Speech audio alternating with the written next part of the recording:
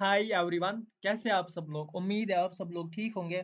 और आज हम पढ़ने जा रहे हैं बायोलॉजिकल थर्मोडायनेमिक्स। ठीक है, ये सारा यूनिट हम एक ही लेक्चर में कवर करेंगे। ठीक है, थोड़ा सा मैंने लिख के रखा है। पहले हम स्टार्ट कर दे। ठीक है, पहला जो टॉपिक है हमारे पास वो है थर्मोडायनेमिक सिस्टम्स। थर्मोडायनेमिक सिस्टम्स क्या होता है? ठीक है, कहाँ गया लेजर पॉइंट। तो जो हमारे पास थर्मोडायनेमिक सिस्टम्स होते हैं, ये वो स्पेसिफिक पार्ट है यूनिवर्स का दैट्स अंडर ऑब्जर्वेशन। ठीक है, फॉर स्टडीइंग एनर्जी चेंज। आसान ये आ सकता है। ठीक है, शॉर्ट आंसर का क्वेश्चन आ सकता है, तो हमें याद होना चाहिए थर्मोडायनेमिक सिस्टम्स क्या है। आसान भाषा में हम बता सकते हैं, ये वो स्पेसिफिक पार्ट है यूनिवर्स का जो अंडर ऑब्जर्वेशन होता है। ठीक है, और फिर इसके साथ आप ऐड कर सकते हो ऑब्जर्वेशन के अंडर क्यों होता है, फॉर स्टडिंग एनर्जी चेंज। ये तीन तरह के होते हैं, एक होता है ओपन सिस्टम, क्लोज्ड सिस्टम और आइसोलेटेड सिस्टम। ओपन सिस्टम में दोनों चीजें एक्सचेंज होती है, मैटर का एक्सचेंज भी होता है, एनर्जी का एक्सचेंज भी होता है। क्लोज्ड सिस्टम में एनर्जी का एक्सचेंज होता है लेकिन मैटर का एक्सचेंज नहीं होता है। ठीक है, और आइसोलेटेड सिस्टम का ना मैटर का एक्सचेंज होता है ना ही एनर्जी का एक्सचेंज होता है। और फिर जो ओपन सिस्टम है, इसका एग्जांपल है ह्यूमन बॉडी और आता है ओपन बीकर। ठीक है, क्लोज्ड सिस्टम में आता है closed sealed container with reaction, और आइसोलेटेड सिस्टम में थर्मोस फ्लास्क। ठीक है, तो ये थर्मोडायनेमिक सिस्टम्स के बारे में हुआ। फिर थर्मोडायनेमिक सिस्टम में एक और चीज आती है जिसे हम कहते हैं बाउंड्री। ठीक है, बाउंड्री वो सरफेस है जो सेपरेट करती है सिस्टम को सराउंडिंग से। ठीक है, बाउंड्री वो सरफेस है जो सिस्टम को सेपरेट करती है सराउंडिंग से। ये दो तरह की हो सकती है, रियल भी हो सकता है, इमेजिनरी भी। रियल मतलब कंटेनर के वॉल्स। ठीक है, और फिर मैंने आपको एक एग्जांपल यहाँ पे मैंने लिखी है। जो सेल्स होते हैं ये क्या है, ओपन सिस्टम है, क्योंकि सेल्स में क्या होता है, कॉन्स्टेंटली एक्सचेंज होता है। एनर्जी का भी एक्सचेंज होता है जैसे एटीपी और हीट, और मैटर का एक्सचेंज भी होता है सराउंडिंग से जैसे गैसेस और न्यूट्रॉन्स। इतना आया समझ? अब हम आगे बढ़ते हैं दूसरे टॉपिक पे। जो हमारे पास दूसरा टॉपिक है, दूसरा टॉपिक जो हमारे पास है वो है थर्मोडायनेमिक प्रॉपर्टीज। दूसरा टॉपिक जो हमारे पास है वो क्या है, थर्मोडायनेमिक प्रॉपर्टीज। थर्मोडायनेमिक प्रॉपर्टीज वो वेरिएबल्स होते हैं। थर्मोडायनेमिक प्रॉपर्टीज वो वेरिएबल्स होते हैं used to describe the state of a thermodynamic system. Thermodynamic properties क्या होती है, वो वेरिएबल्स होती है।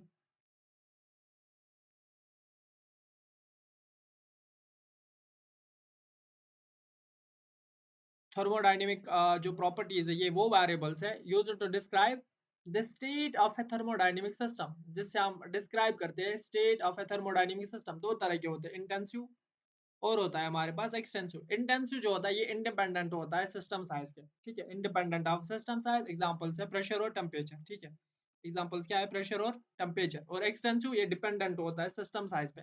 जैसे एग्जांपल्स है मास, वॉल्यूम और इंटरनल एनर्जी। मास, वॉल्यूम और इंटरनल एनर्जी। इतना भी आया समझ? आसान है ना थर्मोडायनेमिक सिस्टम और थर्मोडायनेमिक प्रॉपर्टीज, है ना, मिला के भी ये एक क्वेश्चन आ सकता है।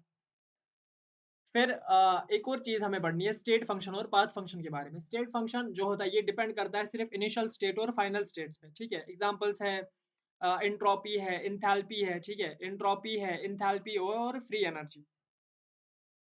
और पाथ फंक्शन जो होता है ये पाथ टेकन पे डिपेंड करता है, depend on the path taken. Examples क्या है, हीट और वर्क। एग्जांपल्स क्या है, हीट और वर्क। अगर अब हम अंडरस्टैंड करेंगे properties like entropy, free energy, ये किस में एसेंशियल है for analysing cellular metabolism, enzyme function और एनर्जी स्टोरेज, तो हम इन चीज़ों के बारे में पता कर सकते हैं। अगर हम प्रॉपर्टीज लाइक एंट्रोपी या फ्री एनर्जी के बारे में समझेंगे तो हम एनालाइज कर सकते हैं सेलुलर मेटाबॉलिज्म के बारे में, एंजाइम फंक्शन के बारे में हम जान सकते हैं, और एनर्जी स्टोरेज के बारे में हम जान सकते हैं। फिर हम स्टार्ट करने जा रहे हैं अब। इतना था ना आसान। अब लॉज पे आते हैं हम। पहला जो लॉ है वो है जीरोथ लॉ ऑफ थर्मोडायनेमिक्स। क्या है? Zeroth law of thermodynamics.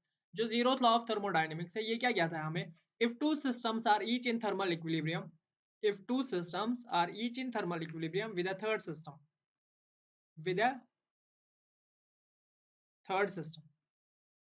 then they are in thermal equilibrium with each other. They are in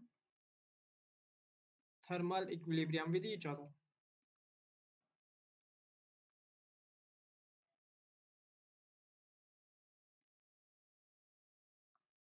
जैसे ये क्या बता रहा है, हमारे पास तीन सिस्टम्स ए, बी और सी। ठीक है, मैंने क्या लिखा, if two systems are each in thermal equilibrium with a third system.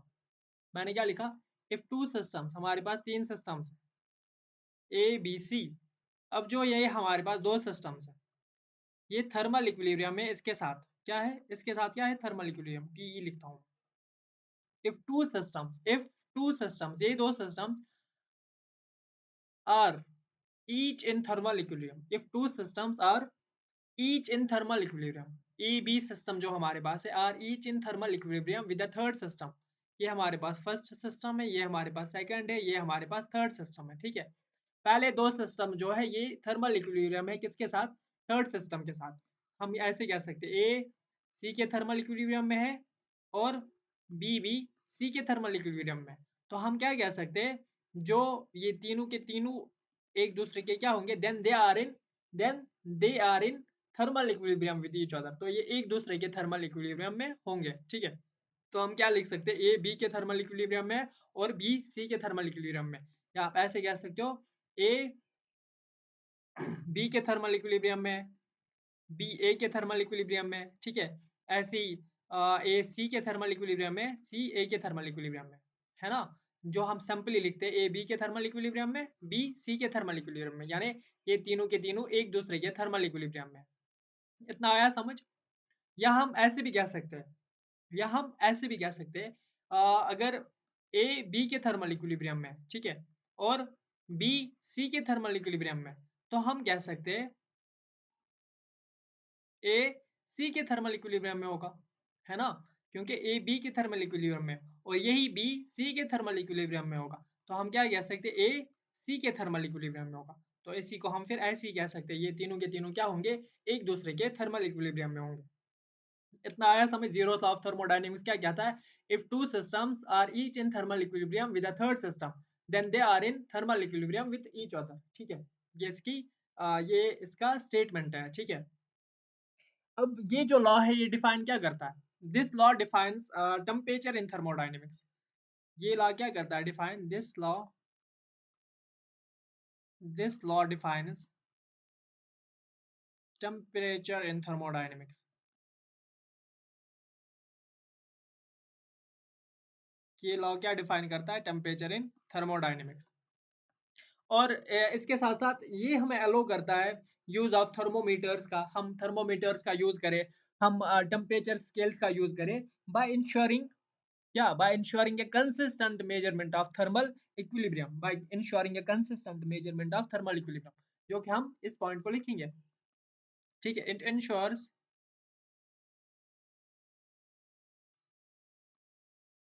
it allows the use of thermometers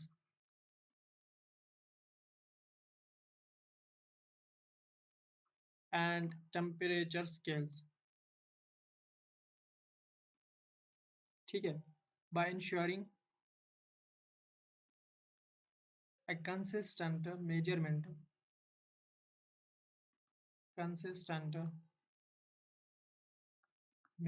of thermal equilibrium।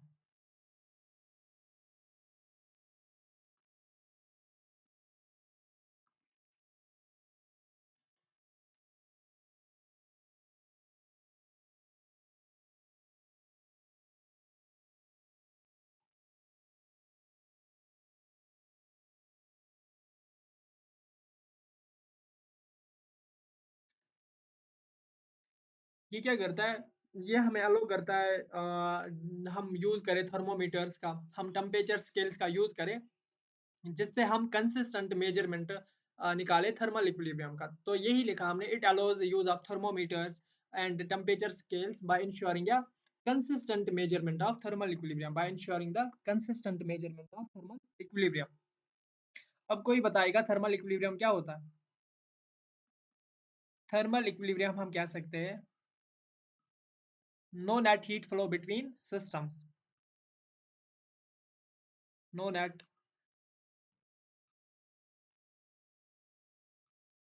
heat flow between systems, इसे हम क्या कहते हैं, thermal equilibrium. No net heat flow between systems, इसे हम क्या कहते हैं, थर्मल इक्विलिब्रियम। ठीक है, या अब बताओगे क्या, अरे यहाँ पे देखो ना, ए बी के बराबर है, बी सी के बराबर है। ठीक है, यहाँ पे सारे तीनों की तीनों सिस्टम्स बराबर है, तो यहाँ पे कौन सा नेट फ्लो होगा हीट का, नहीं होगा, है ना। अगर फॉर एग्जांपल हम, हाँ मैं अभी आपको एग्जांपल दूंगा, रुको। आपने इतना इतना समझा आपने, ये लॉ क्या करता है, define temperature in thermodynamics, zeroth of thermodynamics क्या करता है, डिफाइन टेम्परेचर इन थर्मोडायनेमिक्स। और ये क्या करता है, अलो यूज ऑफ थर्मोमीटर्स और temperature scales by ensuring a consistent measurement of thermal equilibrium. फिर मैंने आपको बताया थर्मल इक्विलिब्रियम क्या होता है, no net flow of, no net heat flow between systems, यानी नो नेट फ्लो, हीट का कोई फ्लो ही नहीं होता, वही मैंने लिखा no net heat flow between systems. अब इसकी इंपॉर्टेंस क्या है बायोलॉजी में, इंपॉर्टेंस इन बायोलॉजी,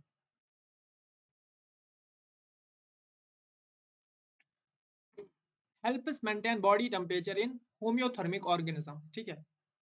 पहला क्या है, हेल्प्स मेंटेन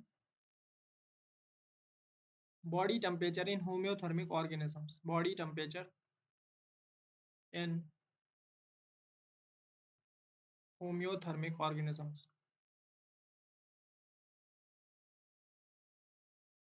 जैसे ह्यूमंस, ठीक है। पहला क्या है, helps maintain body temperature in homeothermic organisms. दूसरा है allows understanding of enzyme activity in relation to temperature, allows understanding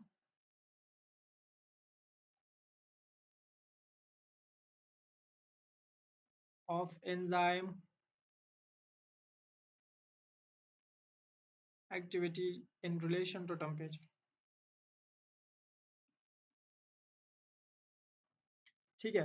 पहले क्या मैंने बताया आपको, ये किस में हमें मदद करता है, बॉडी टेम्परेचर को मेंटेन करने में, किन में, homeothermic organisms, helps maintain body temperature in homeothermic organisms, helps maintain body temperature in homeothermic organisms.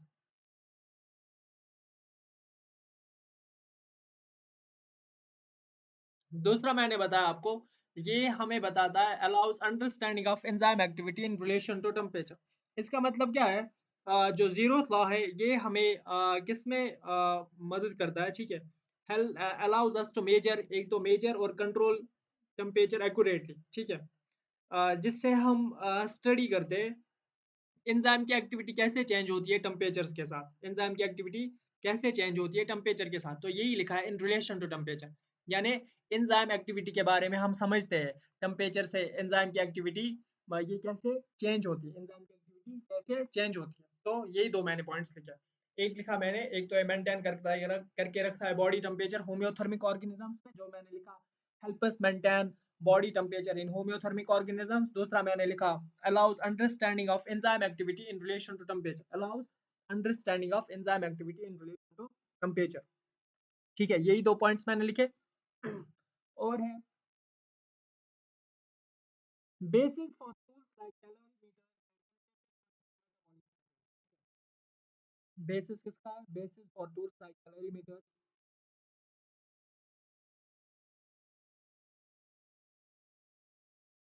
Calorimeter and temperature sensitive metabolic studies, sensitive metabolic studies, ठीक है। तो इंपॉर्टेंस क्या है बायोलॉजी में, जीरो लॉ ऑफ थर्मोडायनेमिक्स की importance क्या है biology में, पहला है, पहला याद रखो ये मेंटेन करके रखता है body temperature in homeothermic organism. दूसरा ऐसे याद रखो, ये हमें क्या करता है, अलाउ करता है understanding of enzyme activity in relation to temperature, allows understanding of enzyme activity in relation to temperature. तीसरा है बेसिस है, जैसे कैलोरीमीटर्स है, ठीक है। और टेम्परेचर सेंसिटिव मेटाबॉलिक स्टडीज का ये क्या है, बेसिस फॉर टूल्स लाइक कैलोरीमीटर्स और टेम्परेचर सेंसिटिव मेटाबॉलिक स्टडीज। अब मैंने आपको कहा था मैं आपको एग्जांपल बताता हूँ, ठीक है। एग्जांपल क्या है, वही वाली एग्जांपल, ठीक है। अभी अभी के एग्जांपल, हम ए सिस्टम लेंगे, बी सिस्टम लेंगे और सी सिस्टम लेंगे। ए सिस्टम मान लो ये बॉडी है, ठीक है। बी सिस्टम मान लो ये थर्मोमीटर है, और जो हमारे पास सी सिस्टम है ये क्या है, वाटर। अब हमें पता है, हमें क्या पता है, जो ए सिस्टम है ये बी सिस्टम के थर्मल इक्विलिब्रियम में, ठीक है। ए और बी सिस्टम, ठीक है, हम यहाँ ऐसे कह सकते हैं ए और बी सिस्टम सेम टेम्परेचर पे, ठीक है। और ए और बी सिस्टम क्या है, सेम टेम्परेचर पे। और जो हमारे पास बी और सी सिस्टम है ये भी सेम टेम्परेचर पे है, ठीक है। ए और बी सिस्टम क्या है, सेम टेम्परेचर पे। और बी और सी सिस्टम क्या है, सेम टेम्परेचर पे।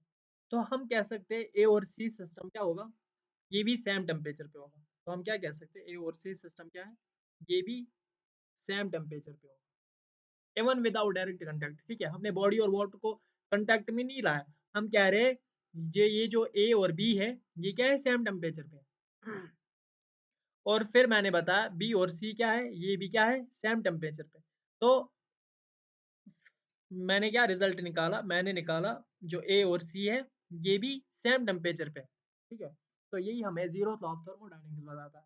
ये बताता है अगर दो सिस्टम्स तीसरे सिस्टम के क्या होंगे, थर्मल इक्विलिब्रियम में होंगे, तो हम कह सकते हैं, यानी दो सिस्टम्स, यानी जो हमारे पास तीन सिस्टम्स ए बी सी, अगर दो सिस्टम्स तीसरे सिस्टम के थर्मल इक्विलिब्रियम में, तो हम कह सकते हैं वो तीनों के तीनों एक दूसरे के थर्मल इक्विलिब्रियम में होंगे। तो ये इसकी सिंपल सी एक डेफिनेशन या स्टेटमेंट आप कह सकते हैं। अगर अब हम जीरो लॉ को, जीरो लॉ क्या हमें बताता है, ठीक है, जीरो लॉ एस्टैब्लिश करता है temperature as a measurable and comparable property, ठीक है। जिस जो क्रिटिकल किसके लिए, बायोलॉजिकल रेगुलेशन के लिए और बायोकेमिकल रिएक्शन के लिए, जीरो लॉ क्या करता है एस्टैब्लिश, ये हमें बताता है टेम्परेचर क्या है, एक कंपैरेबल, ठीक है। टेम्परेचर क्या है, कंपैरेबल और मेजरेबल प्रॉपर्टी है। टेम्परेचर क्या है, एक मेजरेबल और कंपैरेबल प्रॉपर्टी है जो क्रिटिकल है बायोकेमिकल रिएक्शन के लिए और बायोलॉजिकल रेगुलेशंस के लिए, ठीक है। तो ये किसके बारे में था, जीरो ऑफ थर्मोडायनेमिक्स के बारे में। अब हम आते हैं फर्स्ट लॉ ऑफ थर्मोडायनेमिक्स, किससे आते हैं, first law of thermodynamics. Zero law of thermodynamics आया समझ। अब क्या पढ़ते हैं हम, first law of thermodynamics. First law of,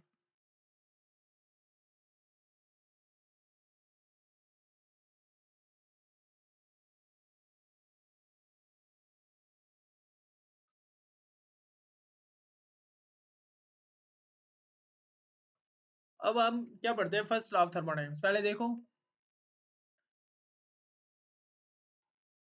अगर आप जीरो लॉ ऑफ थर्मोडायनेमिक्स, एक लॉन्ग आंसर क्वेश्चन आया, ठीक है, तो आप लिख सकते हो ना, आप इसको लिख सकते हो आराम से, ठीक है, 2-3 पेज का। जो हमारे पास फर्स्ट लॉ ऑफ थर्मोडायनेमिक्स है ये क्या बताता है, एनर्जी कैनॉट बी क्रिएटेड और डिस्ट्रॉयड, ठीक है। ये क्या बताता है हमें, एनर्जी कैनॉट बी क्रिएटेड और destroyed, it can only be transformed from one form to another, it can only be transformed from one form to another, ठीक है। तो मैंने क्या बताया आपको, जो हमारे पास फर्स्ट लॉ ऑफ थर्मोडायनेमिक्स ये क्या कहता है, energy can not be created और डिस्ट्रॉयड, यहाँ कह सकते हैं एनर्जी कांट बी डिस्ट्रॉयड,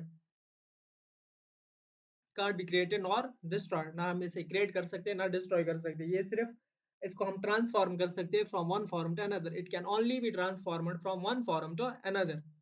इसको हम दूसरे नाम से भी जानते हैं, law of conservation of mass, law of conservation of mass,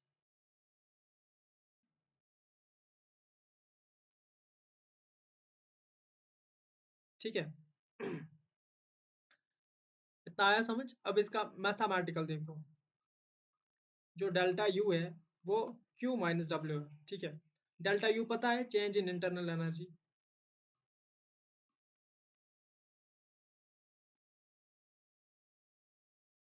Q क्या है हमारे पास, heat added to this system,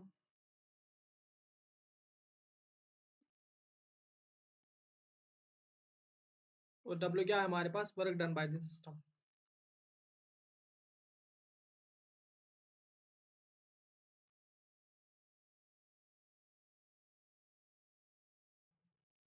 हमारे पास delta U equals to Q minus W, ये इसका मैथमेटिकल फॉर्म है, ठीक है। डेल्टा यू क्या है, चेंज इन इंटरनल एनर्जी, ठीक है। क्यू क्या है, heat added to the system, और डब्ल्यू क्या है, work done by the system. अब इसकी इम्प्लीकेशंस देखो बायोलॉजी में।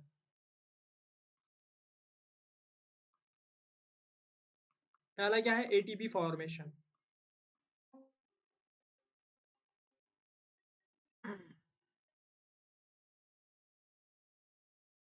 पहला क्या है हमारे पास, एटीपी फॉर्मेशन। एक सेकंड थोड़ा रुको।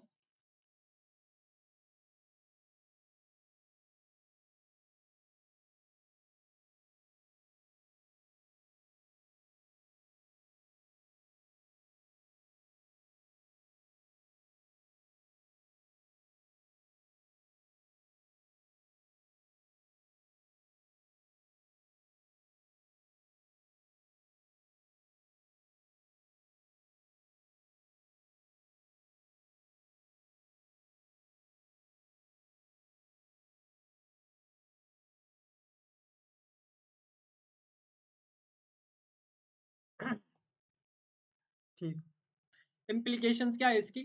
पहला एटीपी फॉर्मेशन, क्या है, एटीपी फॉर्मेशन जो केमिकल एनर्जी होती है, ठीक है। जो केमिकल एनर्जी होती है, एक सेकंड और रुके आप, एक सेकंड।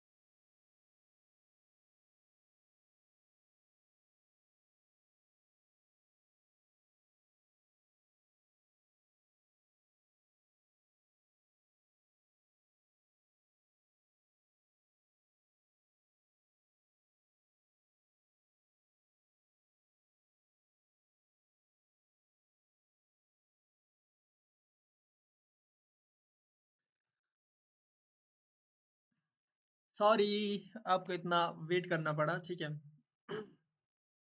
तो हम कहाँ पे थे, इम्प्लीकेशन, ठीक है। इम्प्लीकेशंस में पहला आता है एटीपी फॉर्मेशन। एटीपी फॉर्मेशन क्या है, जो हमारे पास केमिकल एनर्जी होती है वो कन्वर्ट किस में होती है, chemical energy from glucose is converted to ATP. तो हम क्या लिखेंगे, इसके इम्प्लीकेशंस क्या है, पहला है ATP formation, chemical energy from glucose,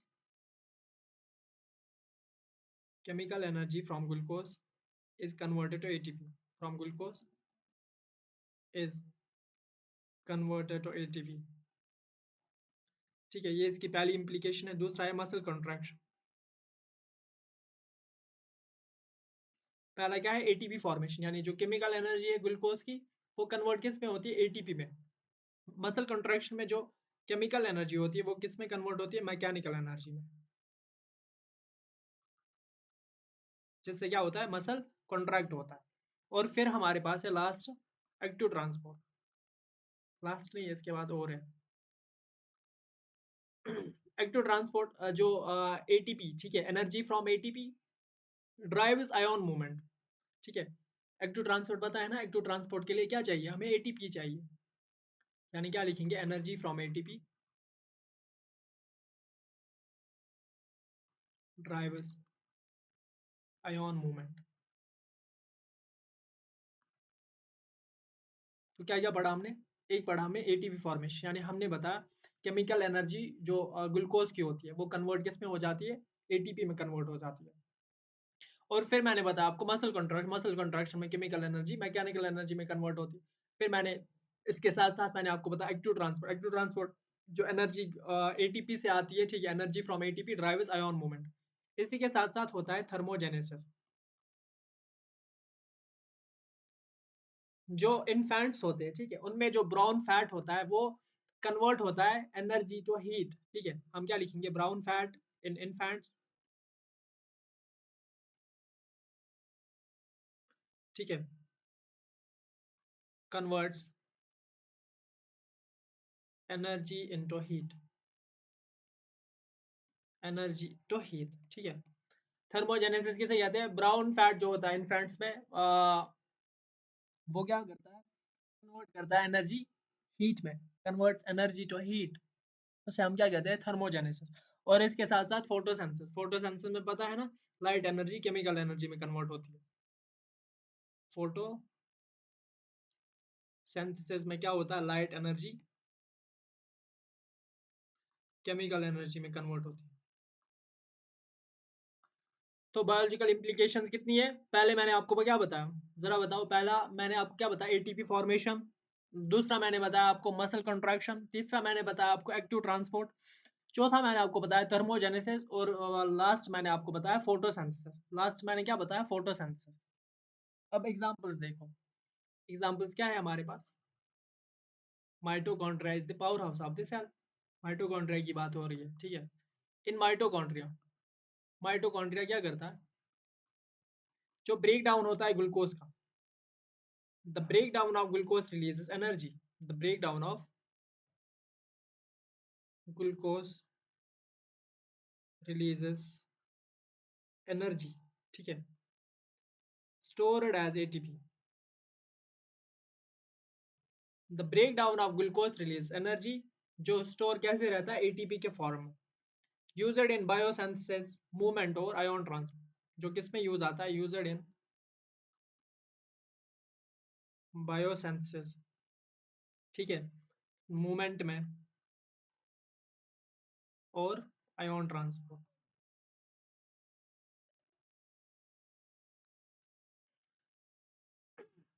तो जो हमारे पास माइटोकॉन्ड्रिया है, जो इसमें ब्रेक डाउन होता है ग्लूकोज का, वो रिलीज करता है एनर्जी, वो स्टोर रहता है एटीपी के फॉर्म में। और वो बायोसिंथेसिस में काम आता है, मूवमेंट में काम आता है और आयन ट्रांसपोर्ट में काम आता है। अब हम कह सकते हैं जो फर्स्ट लॉ ऑफ थर्मोडायनेमिक्स है, ये क्या बताता है हमें, ठीक है, ये इंश्योर करता है बायोलॉजिकल सिस्टम जो होती है ये कैसे मैनेज करते हैं एनर्जी को, तो transformation and conservation, not creation और डिस्ट्रक्शन। क्योंकि एनर्जी ना क्रिएट हो सकती है ना डिस्ट्रक्ट हो सकती है। तो ये हमें बताता है बायोलॉजिकल सिस्टम कैसे मैनेज करते हैं energy through transformation and conservation. First law of thermodynamics ensures that biological systems manage energy through transformation and conservation, not creation or destruction। ठीक है, ये किसके बारे में था, फर्स्ट लॉ ऑफ थर्मोडायनेमिक्स। अगर ये भी लॉन्ग आंसर में आएगा, ठीक है, तो आप आराम से लिख सकते हो। है ना, आसान भाषा में, आसान भाषा में आपको समझाया जा रहा है। अब है हमारे पास सेकंड लॉ ऑफ थर्मोडायनेमिक्स।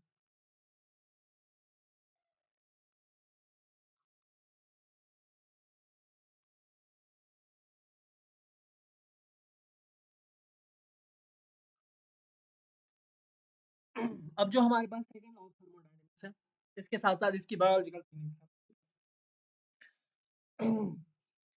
ये बताता है जो भी स्पॉन्टेनियस प्रोसेसेस है, ठीक है, जो भी स्पॉन्टेनियस प्रोसेस है जो उसमें एंट्रोपी होती है सिस्टम या सराउंडिंग की, वो हमेशा इंक्रीज होती है। हम लिख सकते हैं इन ऑल स्पॉन्टेनियस रिएक्शन या प्रोसेसेस, इन ऑल, अरे, इन ऑल spontaneous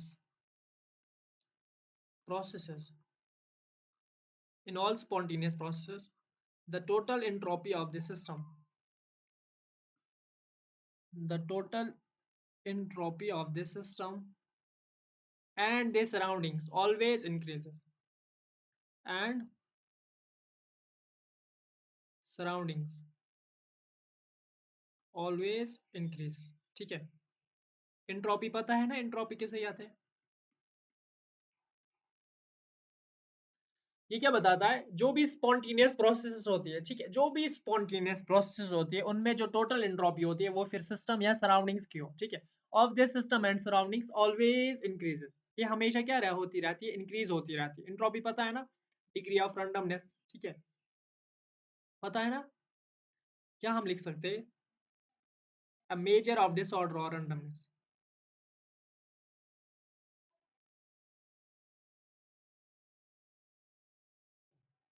अरे ये क्या मैंने लिखा, मेजर ऑफ डिसऑर्डर और रैंडमनेस, डिसऑर्डर और रैंडमनेस इन अ सिस्टम, जितना ज्यादा डिसऑर्डर होगा उतना ज्यादा एंट्रोपी होगी, more disorder equals to higher entropy, more disorder equals to higher entropy, ठीक है। सेकंड लॉ ऑफ थर्मोडायनेमिक्स क्या बताता है, जो भी स्पॉन्टेनियस प्रोसेस होते हैं, ऐसे याद रखो, जो भी स्पॉन्टेनियस प्रोसेस होती है, जो भी टोटल एंट्रोपी होती है सिस्टम और सराउंडिंग्स की, वो हमेशा इंक्रीज होती है, ठीक है, ऑलवेज इंक्रीज। एंट्रोपी क्या है, अ मेजर ऑफ रैंडमनेस, ठीक है, या डिसऑर्डर या रैंडमनेस, मेजर ऑफ डिसऑर्डर और रैंडमनेस इन अ सिस्टम, जितना ज्यादा डिसऑर्डर होगा उतना ज्यादा हायर एंट्रोपी होगी, जितना ज्यादा डिसऑर्डर होगा उतनी ज्यादा हायर एंट्रोपी होगी। अब इम्प्लीकेशंस देखो इसकी। पहला है, जो बायोलॉजिकल सिस्टम्स होती है ये क्रिएट करती है लोकल ऑर्डर्स को, ठीक है ना, प्रोटीन वगैरह, एग्जांपल प्रोटीन्स, हाँ, वाइल इंक्रीजिंग, ठीक है, लेकिन इसके साथ साथ एंट्रोपी जो होता है सराउंडिंग्स का उसको इंक्रीज करते रहते हैं, रिलीज क्या करते रहते हैं, हीट को रिलीज करते रहते हैं, जिससे इंक्रीज होती है एंट्रोपी सराउंडिंग्स की। तो हम क्या लिख सकते हैं, biological systems create local orders, biological systems create local order. Example क्या बताया मैंने, प्रोटीन्स, अभी मैं आपको एग्जाम्पल भी बताऊंगा ना, क्या स्पेलिंग यही है, एग्जाम्पल क्या है, proteins while increasing entropy of surroundings.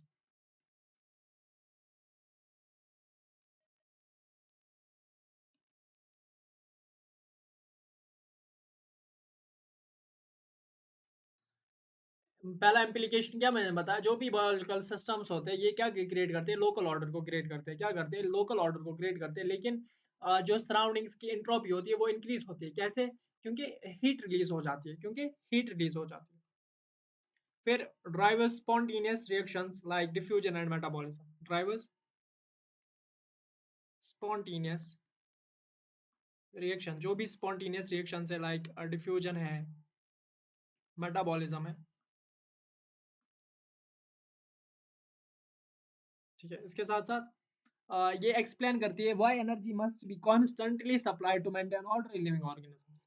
Energy क्यों कॉन्स्टेंटली सप्लाई करनी है हमें लिविंग ऑर्गेनिजम्स में, ताकि मेंटेन रहे एक ऑर्डर, ठीक है, ये बता रहा है, explains why energy is must be supplied, must be constantly supplied to maintain order in living organisms, to maintain order in living organisms, ठीक है। पहले मैंने क्या बताया आपको, बायोलॉजिकल सिस्टम जो होते हैं क्रिएट करते हैं लोकल ऑर्डर,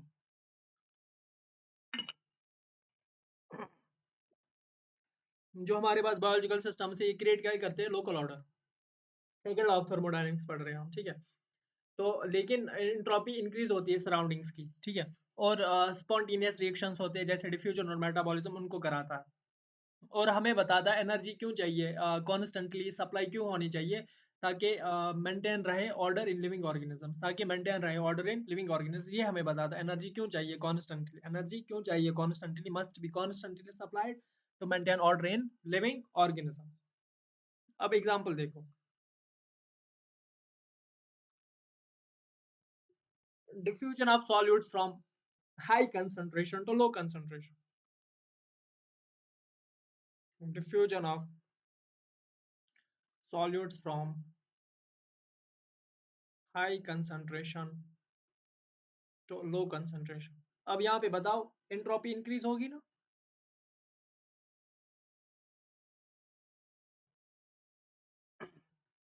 है ना। कि यहाँ पे मत हो रहा है एनर्जी का यूज हो रहा है, यहाँ पे हाई से लो कंसंट्रेशन की तरफ जा रहा है, ठीक है। Diffusion of solutes from high concentration to low concentration, तो एंट्रोपी क्या होगी, इंक्रीज होगी। दूसरा है हमारे पास glucose break down release energy. Glucose का ब्रेकडाउन क्या करता है, रिलीज एनर्जी, जिससे एंट्रोपी इंक्रीज होती है। Glucose breakdown releases energy and entropy increases.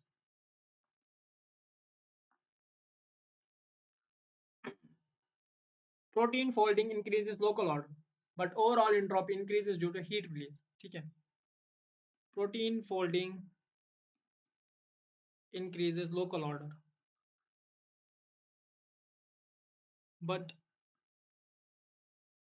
Overall entropy increases due to heat release. Overall entropy increases due to heat release, ठीक है। रखा याद, diffusion of solute from high concentration to low concentration, यहाँ भी entropy increase होती है। फिर मैंने बताया ग्लूकोज का ब्रेकडाउन रिलीज करता है एनर्जी, जिससे एंट्रोपी इंक्रीज होती है। जो प्रोटीन फोल्डिंग होती है ये लोकल ऑर्डर क्या करती है, increases local order. Protein folding जो है ये इंक्रीज करती है लोकल ऑर्डर को। प्रोटीन फोल्डिंग तो इंक्रीज करती है लोकल ऑर्डर को, लेकिन इसके साथ साथ जो हमारे पास ओवरऑल एंट्रोपी इंक्रीज होती है क्योंकि हीट रिलीज होता है। लोकल ऑर्डर पता है, लोकल ऑर्डर हम कह सकते हैं स्टेबल, ठीक है।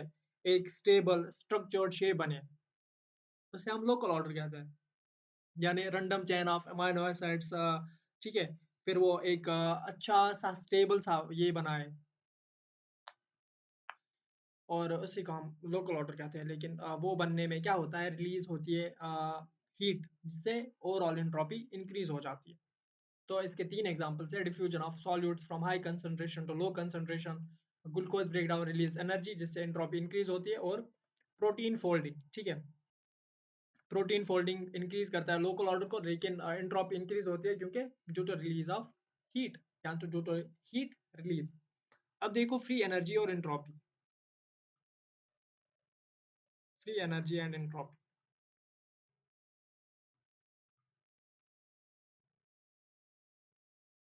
जो बायोलॉजिकल सिस्टम्स होते हैं ये रिलाई किस पे करते हैं, गिब्स फ्री एनर्जी पे। Biological systems rely on Gibbs free energy, यानी delta G equals to delta H minus T delta S.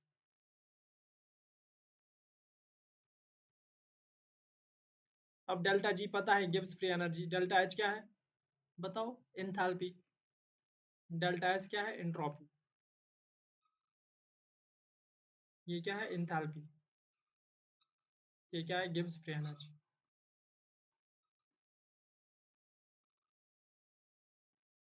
अब यहाँ पे दो चीजें आती हैं। कौन सी दो चीजें आती हैं, अगर delta H greater than zero होगा, ठीक है। अगर दूसरे पेज पे लिखते हैं, ठीक है। अगर हमारे पास,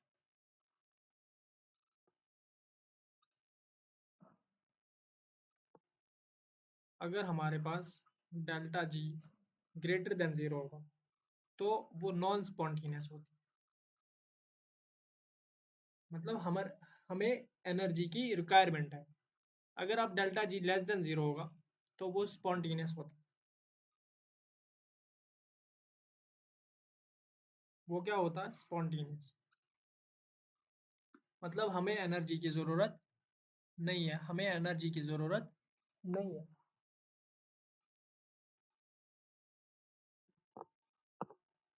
तो अगर हमारे पास delta G greater than zero है तो नॉन स्पॉन्टेनियस एनर्जी की रिक्वायरमेंट है। Delta G less than zero है, less than zero sorry, delta G D, हाँ, delta G greater than zero non spontaneous, delta G less than zero है तो spontaneous, ठीक है।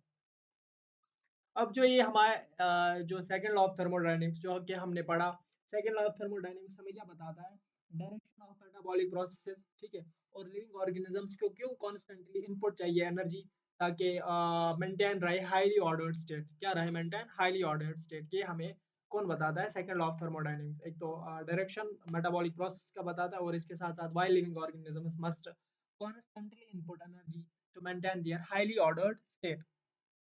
हुआ सेकंड लॉ ऑफ थर्मोडायनेमिक्स पे एंड। अब आते हैं हम थर्ड लॉ ऑफ थर्मोडायनेमिक्स पे, ठीक है। Concept of third law of thermodynamics.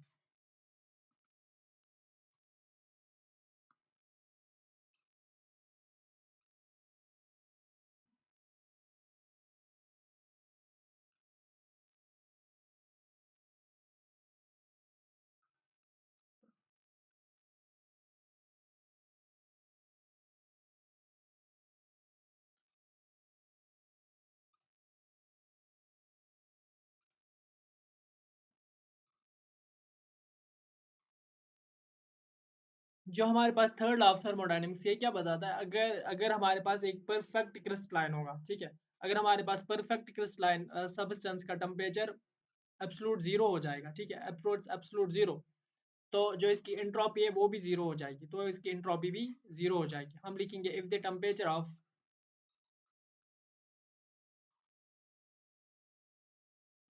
As the temperature of,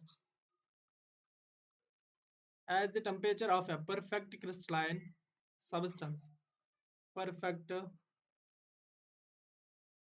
crystalline substance approach zero, ठीक है, zero kelvin, approach substance approach zero, zero kelvin, ठीक है, इट्स एंट्रोपी अप्रोच जीरो,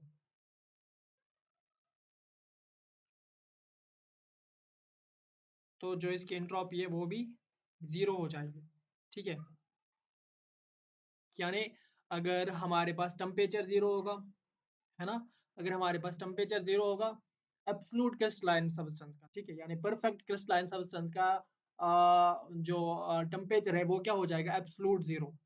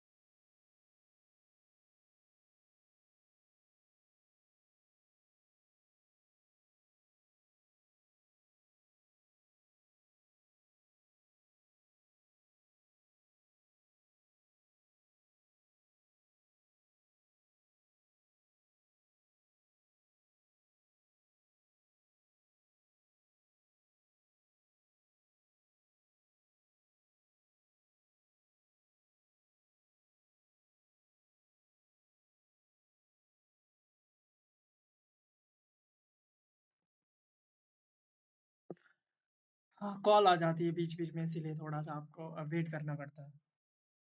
तो concept of third law of thermodynamics, ठीक है। As the temperature of a perfect crystalline substance approaches absolute zero, its entropy approach zero. यानी ये बताता है हमें, अगर एक परफेक्ट क्रिस्टलाइन सब्सटेंस है हमारे पास, ठीक है, उसका टेम्परेचर अगर एब्सोल्यूट जीरो हो जाएगा यानी जीरो केल्विन, तो इसकी एंट्रोपी भी जीरो हो जाती है, तो इसकी एंट्रोपी भी जीरो हो जाती है, यानी जीरो केल्विन पे यानी 273.15 डिग्री सेल्सियस, माइनस में ना, है ना, तो जीरो केल्विन यानी -273.15 डिग्री सेल्सियस पे एक जो परफेक्ट क्रिस्टल होता है, एक जो परफेक्ट क्रिस्टल होता है हमारे पास, उसका बस एक ही पॉसिबल माइक्रोस्कोपिक स्टेट होता है, ठीक है। Perfect crystal has only one possible microscopic state, only one possible microscopic state, यानी उसका परफेक्ट ऑर्डर है, ठीक है, परफेक्ट ऑर्डर है, यानी जो हमारे पास एंट्रोपी है वो क्या है, जीरो है ना। जीरो केल्विन पे क्या होता है, ये कह रहा है जीरो केल्विन पे एक परफेक्ट क्रिस्टल है, उसके बाद सिर्फ एक ही पॉसिबल माइक्रोस्कोपिक स्टेट है, यानी वो परफेक्टली परफेक्ट ऑर्डर है उसका, ठीक है, परफेक्ट ऑर्डर है, यानी परफेक्ट ऑर्डर हो किसी चीज का तो इसका एंट्रोपी क्या होगा, जीरो। एंट्रोपी क्या है, रैंडमनेस, ठीक है, एंट्रोपी क्या है, रैंडमनेस, अब कोई रैंडमनेस है ही नहीं, ठीक है, तो इसकी एंट्रोपी क्या होगी, जीरो। लेकिन जो लिविंग सिस्टम्स है कभी जीरो केल्विन पे नहीं पहुंचते, है ना। कैसे, living systems never reach zero kelvin. इतना आया समझ। थर्ड लॉ ऑफ थर्मोडायनेमिक्स क्या कहता है हमें, हमें क्या कहता है, temperature of a perfect crystalline substance approach absolute zero, it's entropy approach zero, तो इसकी एंट्रोपी भी जीरो हो जाती है। एंट्रोपी पता है ना, एंट्रोपी मेजर ऑफ रैंडमनेस है, जो कि मैंने अभी बताया। अब जब एब्सोल्यूट जीरो है, यानी कोई भी मूवमेंट नहीं हो रहा, कोई भी रैंडमनेस नहीं है, तो जीरो एंट्रोपी, है ना, हम लिख सकते हैं ना यहाँ पे, नो मूवमेंट यानी नो रैंडमनेस, इसका मतलब हुआ ना एंट्रोपी जीरो है ना। ये लेकिन कब हो रहा है, एट एब्सोल्यूट जीरो, ठीक है, यानी जीरो केल्विन पे, यानी -273.15 डिग्री सेल्सियस। अब देखो इसका बायोलॉजिकल सिग्निफिकेंस, है ना, अब तीन ही टॉपिक्स रहे और ये यूनिट हमारा कंप्लीट। बायोलॉजिकल सिग्निफिकेंस क्या, अभी मैंने बताया जो लिविंग सिस्टम है ये कभी जीरो केल्विन पे नहीं जाते, लेकिन ये यूजफुल किसके लिए, ये यूजफुल किसके लिए, कैलकुलेट करने में, कैलकुलेट कर सकते हैं हम absolute entropy of biological molecules, calculate कर सकते हैं हम absolute entropy of biological systems.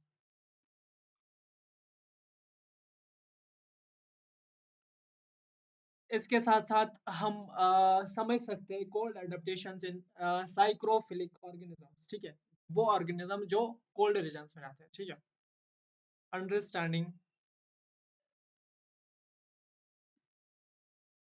Cold adaptations in psychrophilic organisms, ठीक है। इसके साथ साथ आप बता सकते हो studying enzyme activity at low temperature, study करना enzyme activity at low temperature, studying enzyme activity at low temperature. Biological significance क्या है, एक तो हम कैलकुलेट कर सकते हैं एब्सोल्यूट एंट्रोपी बायोलॉजिकल सिस्टम्स की, ठीक है, कैलकुलेट क्या कर सकते हैं, calculating absolute entropy of biological molecules, sorry systems मैंने लिखा।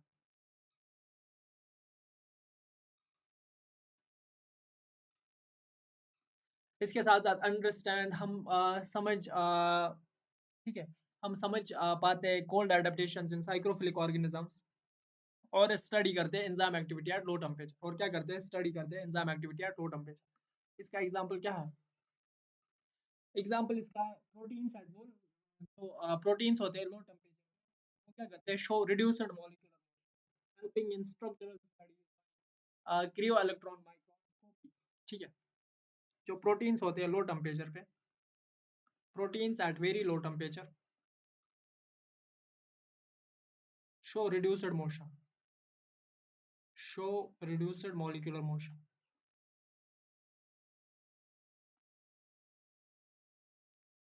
ठीक है, तो हम क्या स्टडी कर सकते हैं? हेल्प अस इन structural study,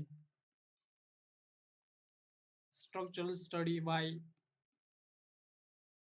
cryo electron microscopy.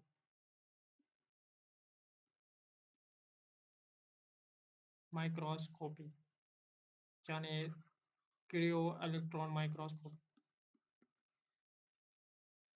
ठीक है, थर्ड लॉ ऑफ थर्मोडायनेमिक्स क्या बताता है हमें? थियोरेटिकल बेसिस बताता है एंट्रोपी वैल्यूज का, और हमें इससे समझ आता है जो बायोमोलिक्यूल्स हैं वो कैसे बिहेव करते हैं at low, extremely low temperature. ठीक है, हुए सारे लॉज। अब हम आते हैं एक और टॉपिक पे, isothermal and adiabatic processes. Isothermal and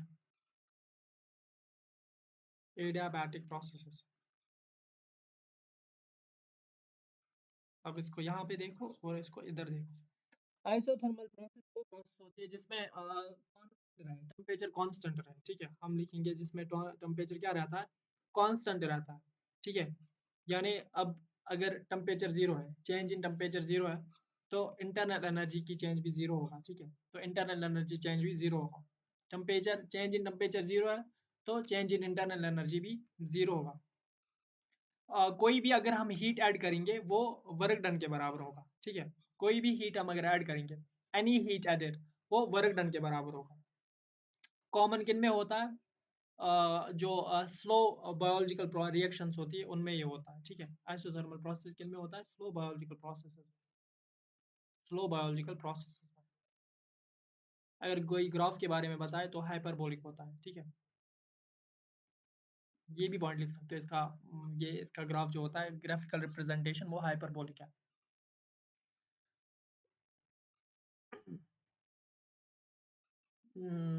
isothermal मैंने क्या बताया? आइसोथर्मल वो प्रोसेस है जिसमें टेम्परेचर कांस्टेंट रहता है। और फिर आप बता सकते हो अगर डेल्टा टी जीरो है तो डेल्टा यू भी जीरो होगा। कोई भी अगर हम हीट ऐड करेंगे वो वर्क डन के बराबर होगा। और ये जो प्रोसेस है आइसोथर्मल प्रोसेस, ये स्लो बायोलॉजिकल प्रोसेस में पाई जाती है। ठीक है, फिर हमारे पास एडियाबैटिक प्रोसेस। ये वो प्रोसेस है जिसमें हीट एक्सचेंज नहीं होता है सराउंडिंग्स के साथ। Process in which no heat is exchanged with surroundings, no heat is exchanged with surroundings, no heat is exchanged with surroundings।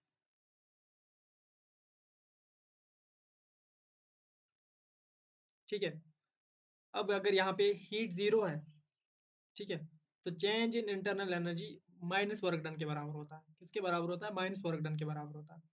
ये जो भी रैपिड प्रोसेसेस होती है, ठीक है, रैपिड प्रोसेसेस जो भी होती है ये उनमें पाया जाता है। जैसे गैस एक्सपेंशन लंग्स में। ठीक है, गैस एक्सपेंशन इन लंग्स। अगर आप इसका ग्राफ कोई बताए तो बताना। Steeper than isothermal.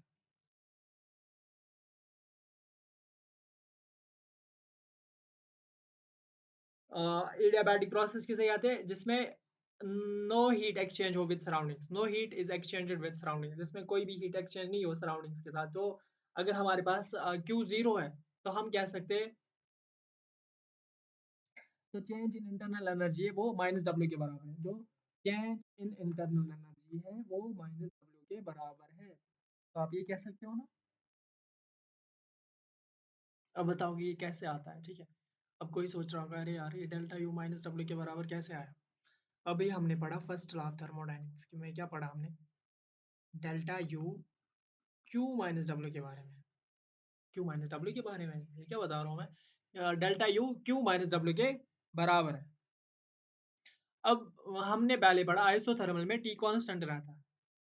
आइसोथर्मल में टी कांस्टेंट रहता है और डेल्टा यू जीरो है। टी कांस्टेंट है तो डेल्टा यू जीरो है। अब हमारे पास, पहले हम आइसोथर्मल की बात करते हैं। आइसोथर्मल, यहाँ पे हम एडियाबैटिक प्रोसेस की बात करते हैं। आइसोथर्मल, यहाँ पे हम किसकी बात करते हैं? एडियाबैटिक प्रोसेस के बारे में बात करते हैं। अब आइसोथर्मल में हमने क्या बताया? जो डेल्टा यू है वो जीरो है, तो zero equals to Q minus W. ठीक है, तो हम क्या लिख सकते हैं, डब्ल्यू इक्वल्स टू क्यू। आया समझ, है ना? फिर ये ऐसे बताओ, क्यू इक्वल्स टू डब्ल्यू या डब्ल्यू इक्वल्स टू क्यू, बात तो एक ही है। अब कोई सोचेगा मैं क्यू को उधर ले जाऊं, वाह, आपका क्या सोचना है इसके बारे में? हाँ, अगर आप क्यू को इधर ले जाओगे, सही है, कुछ भी कर सकते हैं ना, अपनी मर्जी, थोड़ी किसी का हम मानेंगे। मैथमेटिक्स, फिजिक्स, केमिस्ट्री, आर्ट्स, ये तो कोई चीज ही नहीं है ना? अब आया इतना समझ, ये कैसे आया? फिर एडियाबैटिक में हमने क्या बताया, क्यू जीरो होता है, ठीक है, तो हम क्या लिखेंगे, delta U equals to zero minus W, है ना? तो delta U equals to minus W. आया ना ये भी समझ? अब जिसको समझ नहीं आया वो क्या करेगा? दोनों चीजें आए ना समझ, है ना आसान? अब देखो, एग्जांपल्स देखो, ठीक है, आइसोथर्मल की एग्जांपल क्या है?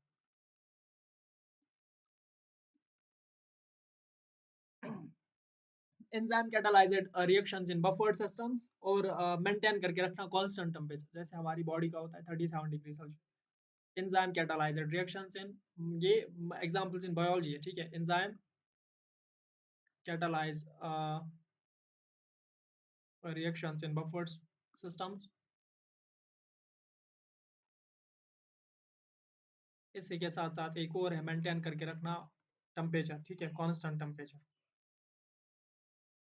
जैसे हमारी बॉडी का टेम्परेचर क्या होता है, 37 डिग्री सेल्सियस। और जो हमारे पास एडियाबैटिक है, अभी बताया मैंने, जो भी रैपिड प्रोसेसेस होती है, ठीक है, जैसे क्विक ब्रीदिंग है, compression expansion,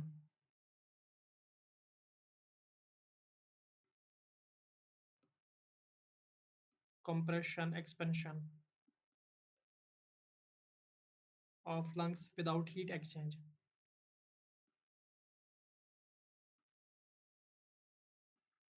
of lungs without heat exchange. और अगर हम आइसो थर्मल और एडियाबैटिक प्रोसेस को समझेंगे, तो हम क्या सीख सकते हैं इनसे? एक तो एनालाइज कर सकते हैं गैस एक्सचेंज, थर्मो रेगुलेशन और बायोकेमिकल रिएक्शंस इन सेल्स, ठीक है, आइसोथर्मल और adiabatic. Isothermal constant temperature, adiabatic जिसमें no heat exchange with surrounding, no net heat exchange with surrounding, ठीक है, नो नेट हीट या no heat is exchange with surrounding, जो भी आपको बताना है आप बता सकते हो, ठीक है। अब हमारे पास एक और टॉपिक है, concept of a heat reaction. Concept of a heat of a reaction, ये क्या लिखा हुआ है? Concept of heat of a reaction. Heat of reaction क्या होता है? Heat of reaction amount of heat released या एब्जॉर्ब्ड होता है ड्यूरिंग अ केमिकल रिएक्शन। हम लिख सकते हैं हीट ऑफ रिएक्शन क्या होता है, अमाउंट ऑफ हीट रिलीज्ड और absorbed,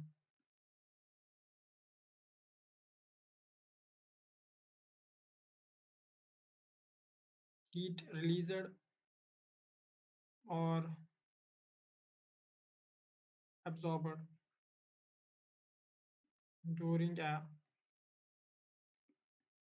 chemical reaction, amount of heat released और absorbed during a chemical reaction, ठीक है। इसे हम क्या कहते हैं, heat of a reaction. Heat of a reaction क्या है, the heat of reaction is the amount of heat released or absorbed during a chemical reaction, is the amount of heat released or absorbed during a chemical reaction। हाँ, 1 घंटे का ऊपर ऊपर हो जाएगा, लेकिन 2x पे अगर फिर पढ़ोगे तो 30 मिनट्स में हो जाएगा, है ना? कोई बात नहीं, 1 घंटा 10 मिनट तक हो जाएगा ज़्यादा से ज़्यादा। Concept of heat of reaction क्या है? ये वो अमाउंट है हीट का, या तो रिलीज्ड या एब्जॉर्ब ड्यूरिंग या केमिकल रिएक्शन, इसे हम एंथैल्पी चेंज भी कहते हैं, ठीक है, इसे हम क्या कहते हैं, एंथैल्पी चेंज, ठीक है, यानी डेल्टा एच। अब इसके दो तरह के टाइप्स होते हैं, एक होता है एक्सोथर्मिक,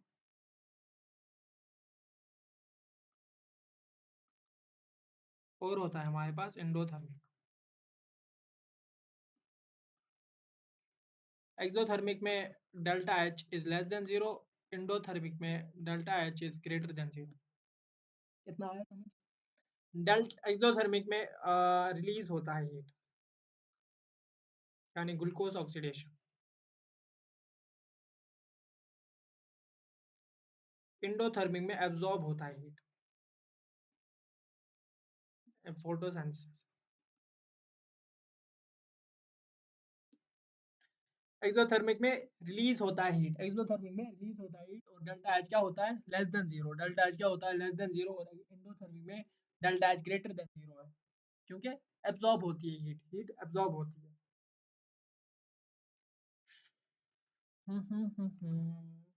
इतना आया समझ? दो तरह के हीट ऑफ रिएक्शन कितने तरह के होते हैं, दो तरह के होते हैं। एक होता है हमारे पास एक्सोथर्मिक, जिसमें delta H less than zero है, और होता है हमारे पास इंडोथर्मिक, जिसमें delta H greater than zero होता है। एक्सोथर्मिक में हीट रिलीज होती है, ग्लूकोज ऑक्सीडेशन एग्जांपल है, और इंडोथर्मिक में हीट एब्जॉर्ब होती है, फोटोसिंथेसिस एग्जांपल। बायोलॉजिकल रेलेवेंस देखो।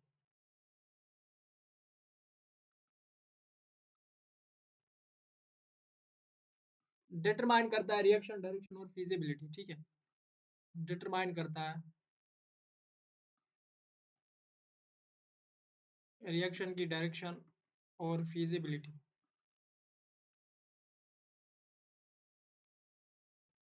और हमें बताता है, एस्टिमेट करता है energy yield. Help us estimate energy yield, help us estimate energy yield, यानी एटीपी प्रोड्यूसर फ्रॉम ग्लूकोज।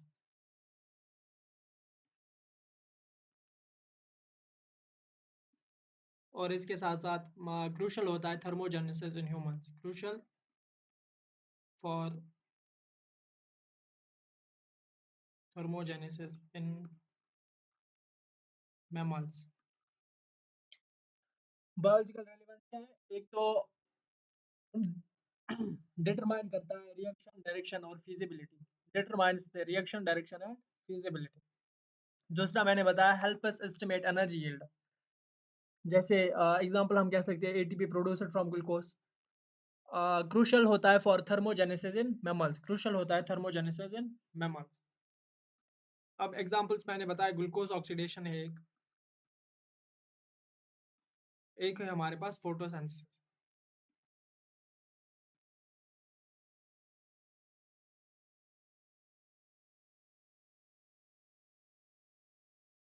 अब ग्लूकोज ऑक्सीडेशन यानी C6H12O6 प्लस 6O2, ये क्या देता है हमें, 6 कार्बन डाइऑक्साइड, 6H2O और एनर्जी, यानी नेगेटिव डेल्टा एच, है ना। Delta H less than zero, वही हुआ ना नेगेटिव में, C6H12O6।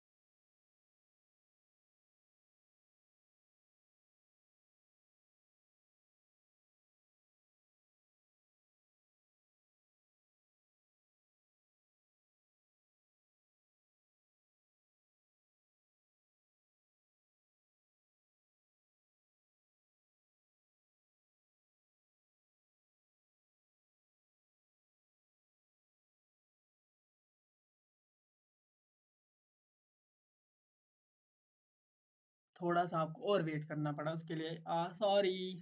हाँ चले, कहाँ पे थे हम? ग्लूकोज ऑक्सीडेशन देखा। अब फोटोसिंथेसिस, फोटोसिंथेसिस पता है ना, 6 CO2 प्लस 6 H2O और लाइट, ये क्या देता है हमें? C6H12O6 और देता है हमें 6 ऑक्सीजन। तो यहाँ पे क्या है? डेल्टा H, है ना, हीट एब्जॉर्ब हुई ना, देख रहे हो ना light.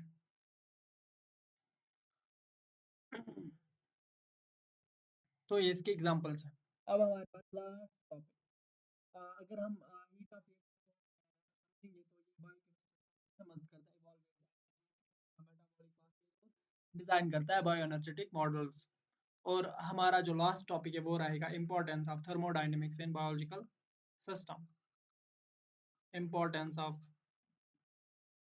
Thermodynamics in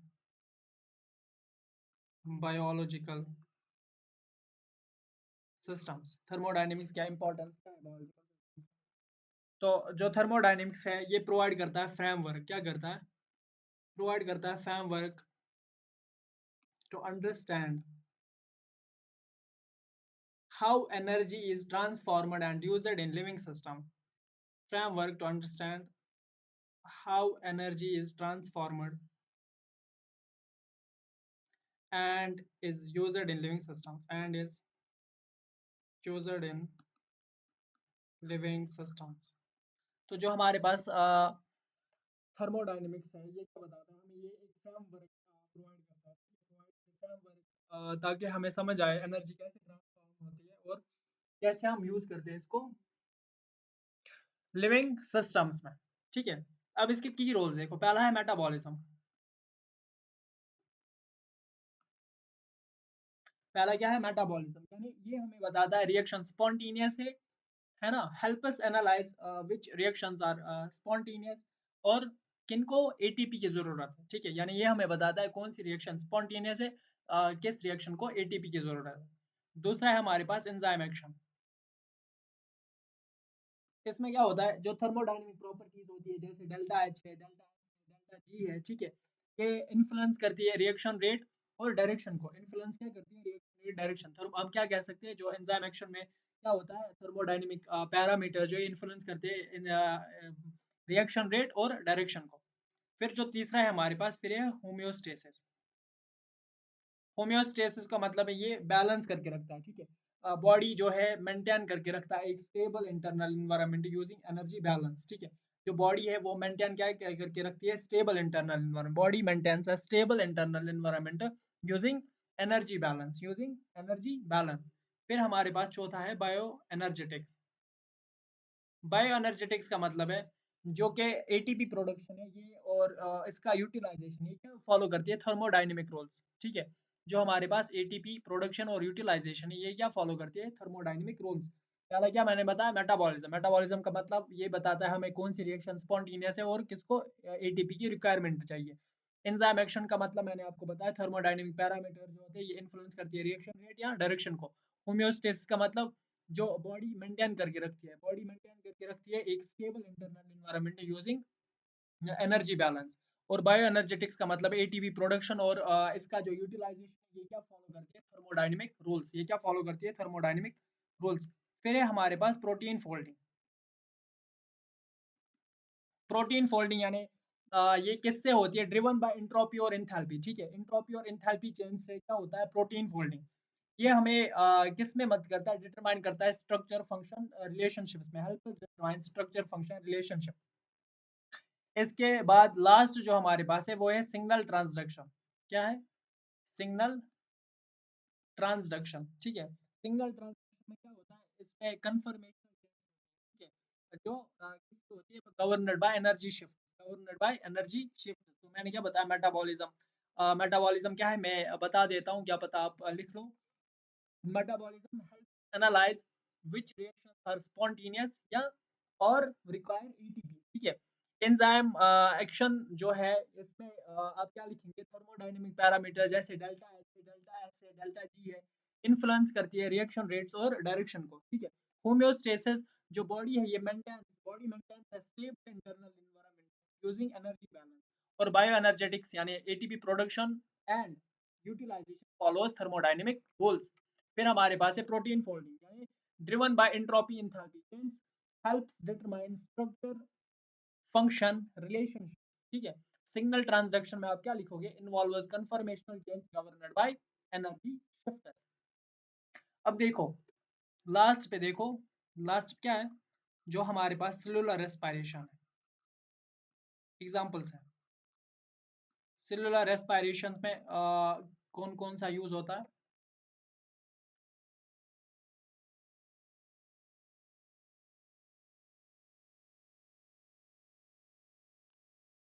cellular respiration में कौन कौन सा यूज होता है, फर्स्ट और सेकंड लॉ। एक्टिव ट्रांसपोर्ट में क्या यूज होता है, कौन सा थर्मोडायनेमिक प्रिंसिपल यूज होता है इसमें, first and second law. Active transport में कौन सा थर्मोडायनेमिक प्रिंसिपल होता है, coupling of exergonic endergonic reactions, coupling of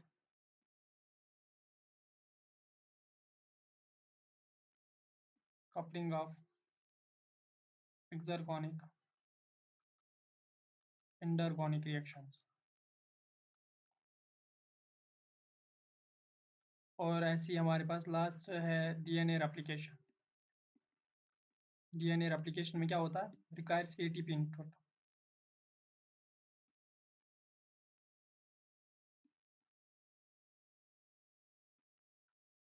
यानी जिसमें डेल्टा जी क्या होता है, ग्रेटर देन जीरो, जिसमें क्या होता है delta G greater than zero. तो ये क्या था हमारा पहला यूनिट जो कि हमने पूरा कंप्लीट किया। ठीक है, उम्मीद है आपको समझ आया होगा, अच्छे से आपको समझ आएगा। तो मिलते हैं हम दूसरे यूनिट में, जो भी हम एक ही लेक्चर में कन्वर्ट एक ही लेक्चर में कंप्लीट करेंगे। ठीक है, यानी पूरे यूनिट को एक ही लेक्चर में कन्वर्ट करेंगे, यानी एक ही लेक्चर में कंप्लीट करेंगे। ठीक है, तो अगर आप यहाँ तक पूरा देखा